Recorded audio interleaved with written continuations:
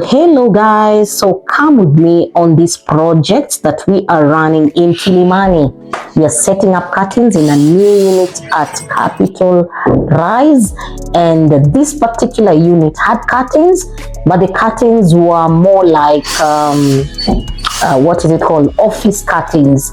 So we had to advise the owner of the unit that we needed to change curtains. So come with me as we change those curtains into blinders. The entire system we had to come and change. Kuja come and see.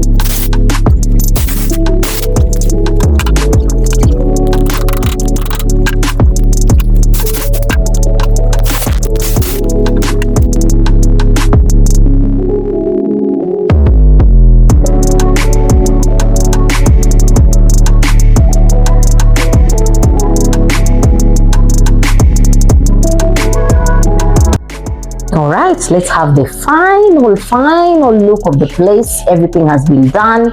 It's been a whole several hours of installing, drilling, and changing the shears, changing the curtains, and this is the final look. Give us your comments, rate us, tell us how the curtains look like, and I can plug the suppliers of these curtains who did a very good job. It was in-house, the whole process took place in-house. So let us know how the place looks like. See you on the next video. Bye bye.